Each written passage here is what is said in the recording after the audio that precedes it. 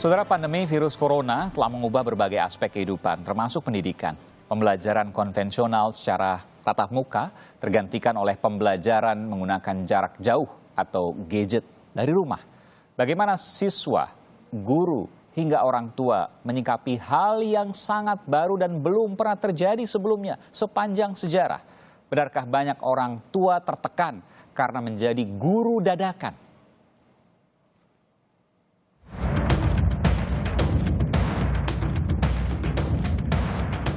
Pandemi mengubah kehidupan sehari-hari, tidak terkecuali pendidikan. 2 bulan berjalan, siswa sekolah mulai dari pendidikan anak usia dini PAUD hingga perguruan tinggi belajar jarak jauh dengan sistem online. Cara belajar pun berubah, tatap muka kini jadi belajar dalam jaringan. Syaratnya wajib punya koneksi internet. Keresahan merebak bagi orang tua, tak hanya di desa, tapi bagi mereka yang juga di kota. Ya, itu pastinya nomor 1, karena semua orang kan nggak harus, di rumahnya nggak ada wifi, jadi kita butuh kuota banyak, butuh kuota besar untuk buka link-link itu, YouTube itu, video-video. Terkadang sehari bisa satu anak kirim tugas daring itu 3, terus videonya 2, itu satu anak. Nah, kalau kita punya anak lebih dari 1, bayangkan ada berapa kuota yang kita butuhkan. Lalu, ini tanggapan siswa.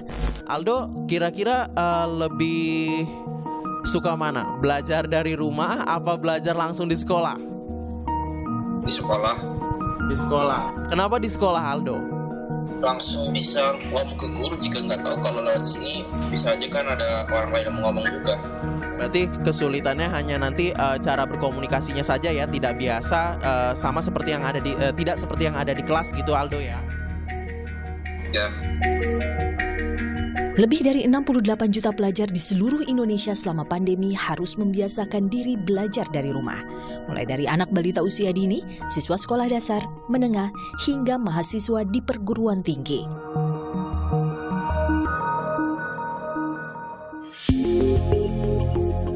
Tak melulu siswa, banyak orang tua juga punya persoalan. Komisi Perlindungan Anak Indonesia (KPAI) melakukan survei, hasilnya menguak fakta. Ternyata mayoritas siswa, hampir 3/4-nya, merasa terbebani mengerjakan tugas dari para guru. Meski demikian, tak sedikit pula siswa yang bahagia belajar di rumah. Pada siswa yang merasa terbebani belajar di rumah, mereka mengaku guru lebih menekankan pada pemberian tugas. Jarang yang menjelaskan materi dengan berdiskusi. Alhasil, tugas menumpuk karena sulit dipahami. Kuota internet yang terbatas juga jadi keluhan bagi para orang tua siswa, meskipun sebagian mereka berada di tengah kota. Sementara guru, banyak yang tidak siap dengan model pembelajaran jarak jauh. Tak semua guru paham akan aplikasi belajar online. Diperkirakan ada ratusan ribu guru dari total sekitar 3 juta guru di Indonesia yang tidak paham aplikasi online. Belajar dari rumah juga akan menyajikan program bimbingan orang tua dan guru. Ini sangat penting karena banyak sekali orang tua yang pertama kali harus membimbing anaknya di rumah masing-masing. Sebenarnya banyak orang tua yang juga cukup frustrasi karena ini merupakan pembelajaran buat mereka juga dan juga tapi juga telah menimbulkan kesadaran betapa sulitnya proses pembelajaran itu. Apa yang terjadi sesungguhnya dari belajar di rumah yang sudah sebulan berjalan?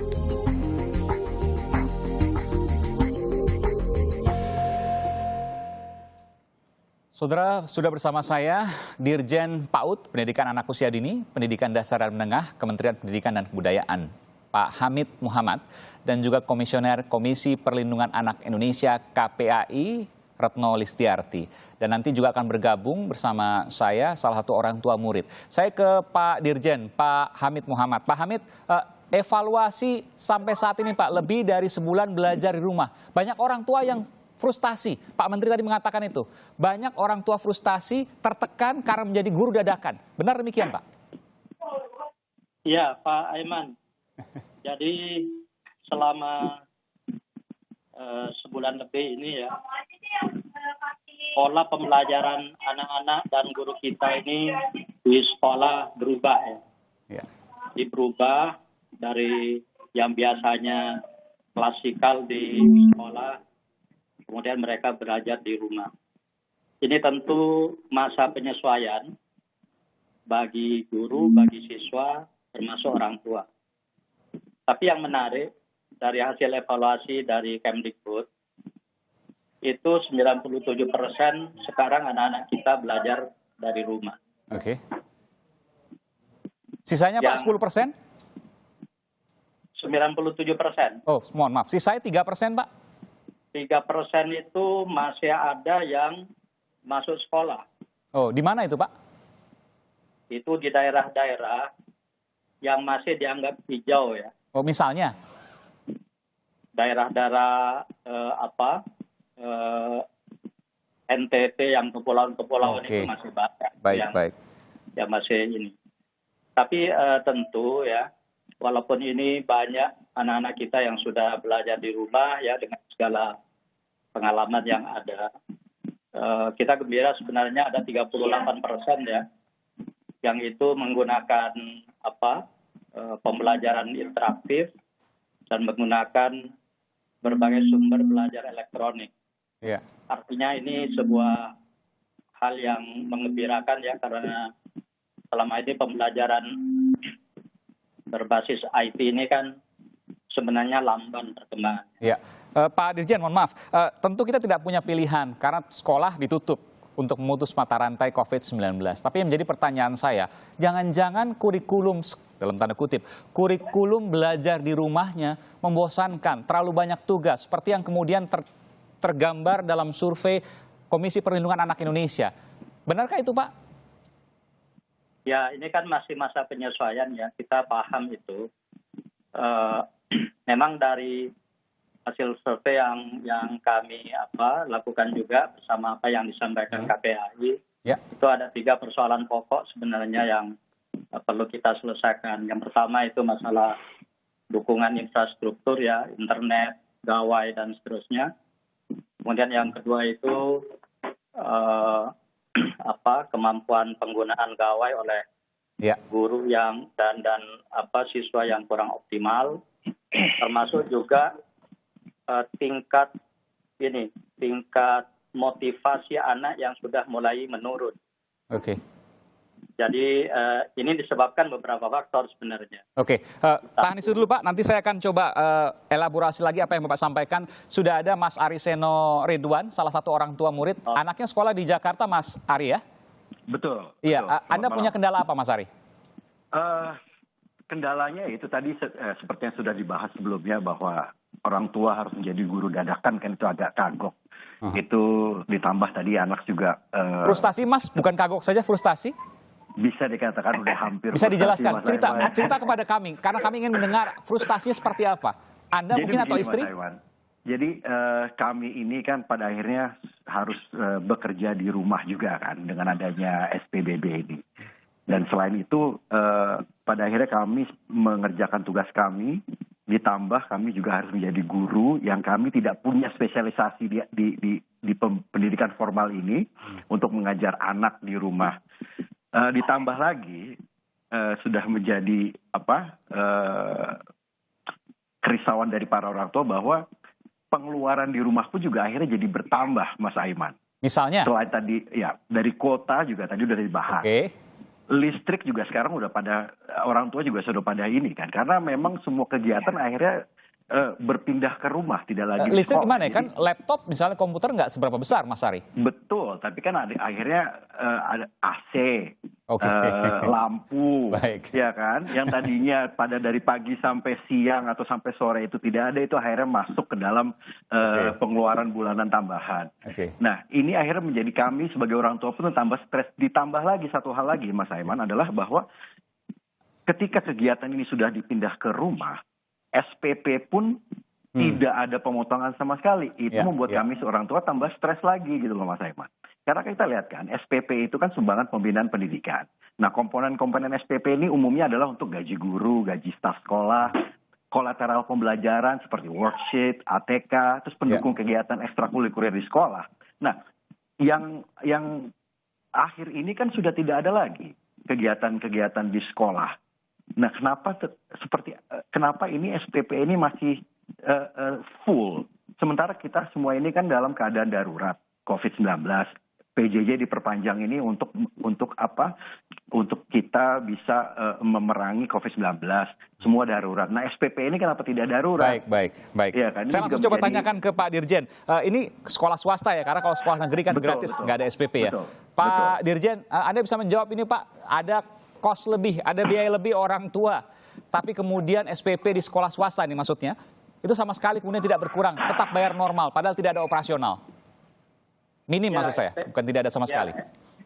SPP di sekolah swasta itu kan diatur oleh yayasan ya. Jadi diatur oleh yayasan berapa jumlahnya dan seterusnya. Karena selama ini kita di Kemdikbud hanya mensubsidi dana BOS untuk sekolah-sekolah tertentu yang mau terima. Jadi kalau misalnya ada keberatan masalah SPP, saya kira Pak Ariseno itu bisa. Betul Pak Hamid. Bisa bicarakanlah dengan yayasan penyelenggara sekolah itu. Karena terus terang sekolah swasta itu porsi terbesar pembiayaannya itu adalah menggaji gurunya. Oke. Dan gurunya ini juga sekarang kan ditugaskan untuk melakukan pembelajaran jarak jauh. Betul. Jadi mereka masih tetap kerja ya, dan itu harus digaji. Betul. Nah, sekolah swasta tanpa bantuan SPP, kalau hanya mengandalkan dana BOS itu tidak akan cukup untuk menggaji guru-guru. Iya, Mas Ari, saya boleh tanya, Betul. Anda bayar SPP berapa tanpa menyebutkan sekolah? Saya anaknya ada 2 nih Mas, ya kan? Dua-duanya sekolah swasta. Yang satu sekitar 1,7, yang satu lagi lebih dari 3. Karena anak saya yang paling kecil mempunyai kebutuhan khusus, jadi dia harus sekolah di sekolah khusus. Nah ini pun juga ada pembelajaran jarak jauh. Nah inilah, seperti tadi Pak Hamid bilang bahwa komposisi terbesar memang untuk menggaji guru. Komposisi terbesar, tapi bukan semuanya kan. Nah, kalau menggaji guru, gaji staf sekolah, untuk hal lain itu kami setuju. Namun itu tadi, seperti Mas Eman katakan, biaya operasional sekolah ini kan sudah tidak ada lagi. Selain menggaji guru dan guru staf sekolah lainnya. Kira-kira kami bisa diberikan keringanan lah. Ini yang menjadi pemikiran ataupun kerisauan dari kami yang baru ini. Pak Hamid, apakah mungkin ada mediasi Pak? Karena ini Pak Ariseno satu dari sekian juta orang tua yang menyekolahkan anaknya tidak di sekolah negeri. Itu kalau sekolah swasta, Pak Aiman, itu semuanya harus negosiasi dengan yayasan penyelenggara pendidikan sekolah swasta itu. Tidak bisa kemudian Kemendikbud memediasi misalnya atau memberikan pendampingan, katakanlah seperti itu? Itu sekarang sekolah swasta kita itu kan luar biasa banyaknya ya. Iya. Luar biasa banyaknya. Yang bisa kita fasilitasi sekarang itu adalah dana BOS yang selama ini kita patok ya untuk guru itu hanya 50%. Sekarang ini sudah kita buka. Jadi buka sesuai dengan kebutuhan guru masing-masing. Kebutuhan sekolah masing-masing. Jadi ini yang bisa kita bantu melalui dana BOS. Saya ke Mbak Retno. Mbak Retno, saya tahu bahwa Anda juga menjadi pengajar, pernah menjadi pengajar, bahkan pernah menjadi kepala sekolah di SMA 3 di Jakarta. Anda bagian dari keluarga pengajar. Apa yang bisa Anda ceritakan di sini sebelum Anda menceritakan soal hasil survei dari KPAI? Tapi saya ingin kita bicara dulu soal isu yang kita hadapi saat ini. Soal SPP, saya rasa saya sepakat dengan Bapak Ariseno. Jadi sebenarnya gini ya, misalnya saja sekolah-sekolah di bawah Kemenak ya. Kalau sekolah-sekolah di bawah Kementerian Agama itu bahkan 90% swasta. Lalu yang di bawah Kemdikbud itu juga banyak sekali swasta. Nah, kondisi seperti ini kayak Pak Ariseno pasti sulit sekali berkomunikasi dengan yayasan. Dan satu lagi Pak Iman, saya koreksi Mas Aiman bahwa SMA SMK se-Indonesia walaupun negeri masih bayar kecuali Jakarta. Kecuali Jakarta. Yang lain masih bayar. Nah, kayak Kepri misalnya itu kan SMA SMK di bawah Dinas Pendidikan Provinsi. Mereka memutuskan membayarkan 3 bulan tagihan SPP anak-anak untuk meringankan beban orang tua untuk sekolah negeri saja. Nah, kalau untuk swasta, memang betul ada pembicaraan dengan yayasan. Namun, pihak yayasan juga nggak akan terketuk kalau pihak pemerintah daerah dan pemerintah pusat tidak menghimbau. Oke, jadi apa solusi dari Anda? Ya, Kemendikbud harus turun tangan di sini karena tentu juga mungkin Bung Ariseno mungkin salah satu saya tetap berpikiran positif yang mampu, tapi ada banyak juga yang tidak mampu yang kemudian memiliki beban yang luar biasa di tengah pandemi seperti ini. Betul, dan ini berdampak juga Mas Aiman dengan guru. Jadi kalau dari survei kami yang guru, itu guru-guru swasta yang bukan swasta kaya seperti sekolah anaknya Pak Ariseno tadi, itu sekolah-sekolah yang hanya bergantung pada bayaran anak-anak, itu sudah tidak gajian karena tidak ada pemasukan. Nah ini kan juga harus dipikirkan negara dalam kondisi seperti ini. Mereka tetap beli pulsa, tetap makan, tetap lain-lain, tetap ngajar, tapi gajinya nggak dapat karena tidak ada pemasukan. Nah ini kan juga harus dipikirkan. Oke, dan Kemendikbud yang harus turun tangan? Saya rasa ya, Kemdikbud itu bisa dalam sisi kebijakan membuat surat edaran atau himbauan, lalu berkoordinasi dengan dinas pendidikan dan kementerian kantor wilayah Kementerian Agama. Artinya gini, harus ada intervensi negara dalam hal ini.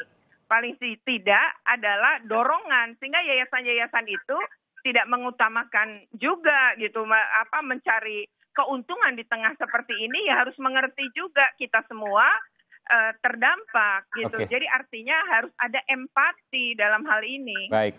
Apakah pemerintah dalam hal ini lepas tangan? Tentu kita akan bicara nanti setelah jeda. Terima kasih Mas Ariseno, nanti akan ada orang tua siswa yang lain. Terima kasih informasinya telah memberikan di program Aiman. Kita akan segera kembali, langsung nanti saya ke Pak Hamid, Dirjen PAUD Pendidikan Dasar dan Menengah Kemendikbud. Saya akan segera kembali, saudara.